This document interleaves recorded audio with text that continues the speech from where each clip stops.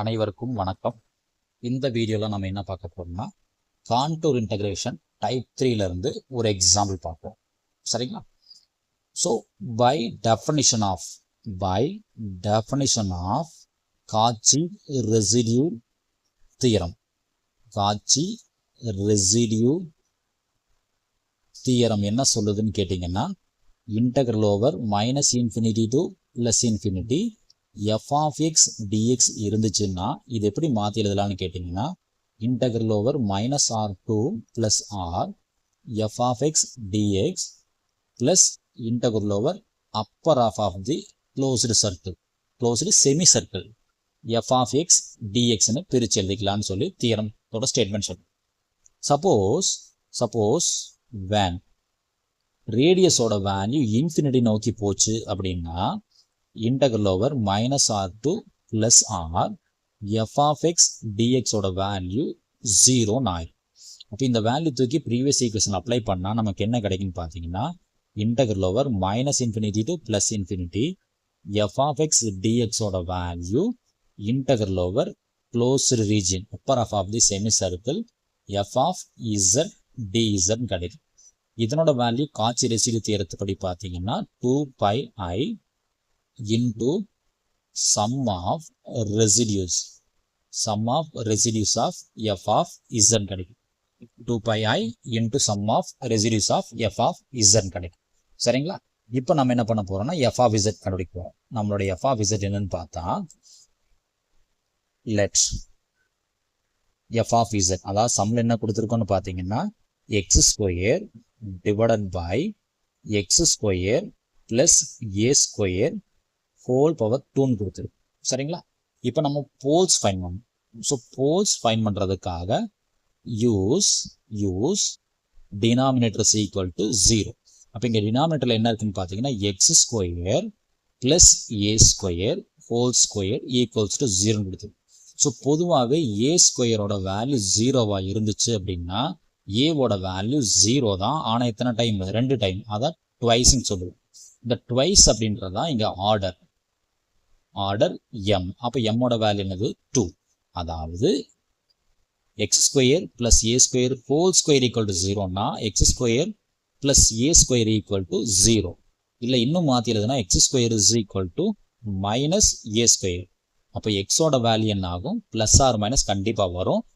ஏ இருக்கும், மைனஸ் இருக்கிறதுனால ஐ வந்திருக்கு. மைனஸ் இருக்கிறதுனால கட்டாயம் ஐ வந்திருக்கும். அப்போ நமக்கு நல்லாவே தெரியும் காச்சி ரெசிடியூ தியரத்துப்படி இந்த கான்டூர் இன்டகிரேஷன் பொறுத்தளவுக்கு all positive poles lies inside semi circle upper half of the semi circle. அதே நேரத்தில் all negative poles lies outside upper half of the semi circle. அப்போ ஆட்டோமேட்டிக்காக ரெசிடியூ 2 நமக்கு 0 ஆயிடும். இப்போ ரெசிடியூ 1 மட்டும்தான் இருக்கும். இப்போ என்ன பண்ணுறேன்னா என்னோட f of z மாற்றி எழுதிக்கிறேன். f of z ரீரைட் பண்ணி எழுதுனா, so f of z rewrite பண்ணி எழுதுறேன். மேலே z² தான், x z எல்லாம் ஒன்று தான், ஏன்னா டம்மி வேரியபிள்ஸ் தான். ஸோ x² plus a² நான் மாற்றி எழுதுனா என்ன ஆகும்? 2 ஃபேக்டர்ஸ் இருக்குது. இப்போ z plus aiன்றது ஒரு factor, z minus aiன்றது another factor. இதை ஸ்கொயர் பண்ணிக்கலாம். அப்போ என்ன கிடைக்கும் நமக்கு? z² by first term z plus ai whole square ஒரு டேர்மாகவும் z minus ai ஒரு டேர்மாகவும் கிடைக்கும். சரிங்களா? இப்போ ஒரே ஒரு ரெசிடியூ தான் நான் ஃபைன் பண்ணோம், ரெசிடியூ 1. அதாவது residue at z equal to a of order 2. இந்த ஆர்டர் mோட வேல்யூ 2. சரிங்களா? அப்போ இதுக்கான கரஸ்பாண்டிங் ஃபார்முலா என்னன்னு கேட்டிங்கன்னா, limit z tends to a 1 by m minus 1 factorial d power m minus 1 by dz power m minus 1 into z minus a power m into f of z. இல்லைங்களா? இங்கே ஏக்கு பதிலாக என்ன இருக்குன்னா ai இருக்கு.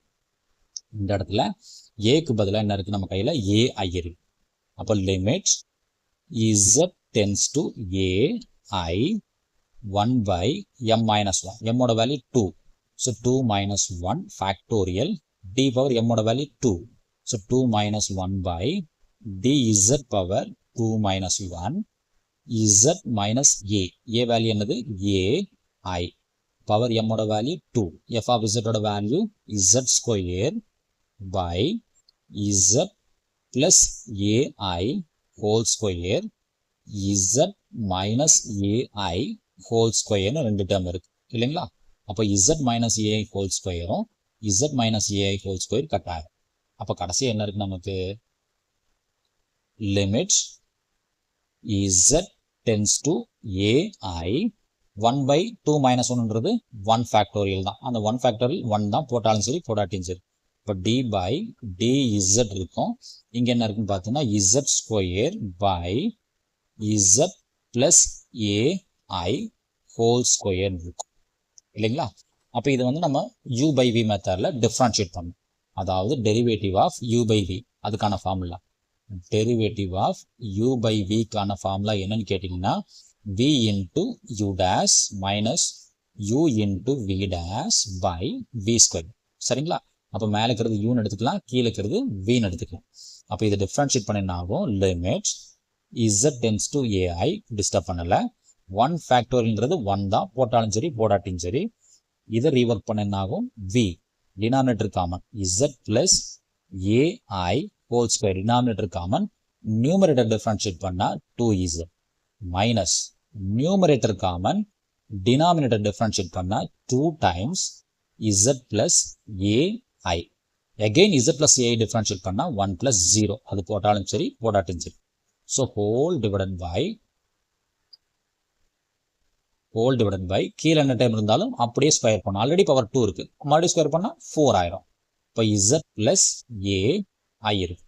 அப்போ இப்போ என்ன ஆகுன்னு பார்த்தீங்கன்னா z plus aiன்றது ஒரு டேர்ம் இங்கே இருக்கு, z plus ai whole square இருக்கு. அப்போ பவர் 1ல கட் பண்ணிக்கலாம். பவர் 4 இருக்கிறதுனால பவர் 3 கன்வெர்ட் ஆயிரும். இன்டர்மீடியட் வேல்யூ ரீப்ளேஸ் பண்ணுறேன், இசட்டுக்கு பதிலாக ஏஐ ரீப்ளேஸ் பண்ணுறேன். மேலே என்ன இருக்கும்? ஏஐ ப்ளஸ் ஏஐ இருக்கு. ஃபர்ஸ்ட் டேர்மில் கூட என்ன இருக்கும்? இசட் இருக்கும், சாரி 2 இருக்கு, கூட என்ன இருக்கு? ஏஐ இருக்கு. இந்த இடத்துல மைனஸ் இசட் ஸ்கொயர் இருக்கு, அப்போ ஏஐ ஹோல் ஸ்கொயர் இருக்கு, அப்போ கூட 2 இருக்கு. ஹோல் டிவைடட் பை இசட்டுக்கு பதிலாக AI plus AI whole power 3 இருக்கு. அப்போ மேலே என்ன இருக்கு? ஃபர்ஸ்ட் டைமில் 2 ஏஐ இருக்கா? அப்போ ஏஐ என்ன 2 times AI into 2 times AIR minus இந்த இடத்துல என்ன இருக்கு? ஏஐ ஹோல் ஸ்கொயர் இருக்கு இல்லையா? அதில் 2 டைம் 2 முன்னாடி இருக்கு. ஏஐ இன்டூ ஏஐன்னு பிரிச்சுக்கிறோம். கீழே என்ன இருக்கு? ஏஐ அகைன் ஏ, அப்போ 2 times ஏஐ ஹோல் கியூப் இருக்கு. சரிங்களா? அந்த ஏஐ ஸ்கொயர் மட்டும் நான் ஏஐ அகைன் ஏஐன்னு பிரிச்சுட்டேன். அப்போ இங்கே 2 ஏஐ இங்கேயும் காமனாக இருக்கு, 2 ஏஐ இங்கேயும் காமனாக இருக்கு, 2 ஏஐ இங்கேயும் காமனாக இருக்கு. அப்போ பவர் 2ல கிடைக்கும், பவர் 2. அப்போ பேலன்ஸ் டைம் என்ன இருக்குன்னு பார்த்தீங்கன்னா ஃபர்ஸ்ட் டேர்மில் 2 ஏஐ இருக்கும், செகண்ட் டைமில் 2வும் கட் ஆயிருச்சு, ஏஐ கட் ஆயிருச்சு. அப்போ மறுபடியும் என்ன இருக்கும்? ஏஐ இருக்கு.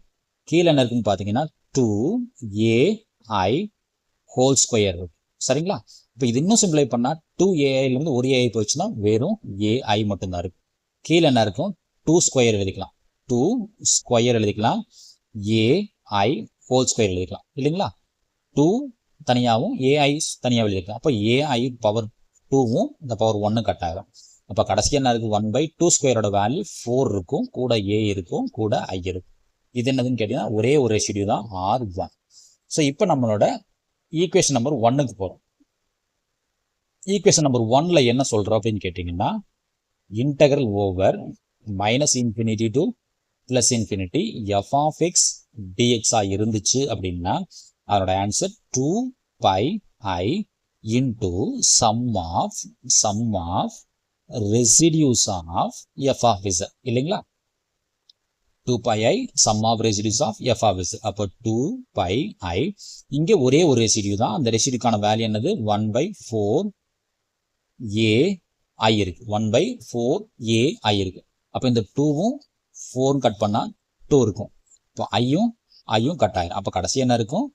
நியூமரேட்டரில் பை, டினாமினேட்டரில் ஏ இருக்கும். அதாவது இது எதனோட வேல்யூன்னு கேட்டிங்கன்னா integral over minus infinity to plus infinity x square dx by x square plus a square whole squared answer pi by a.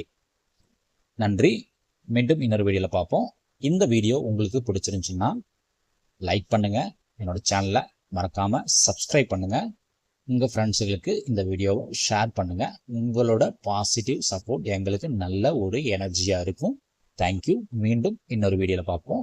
நன்றி.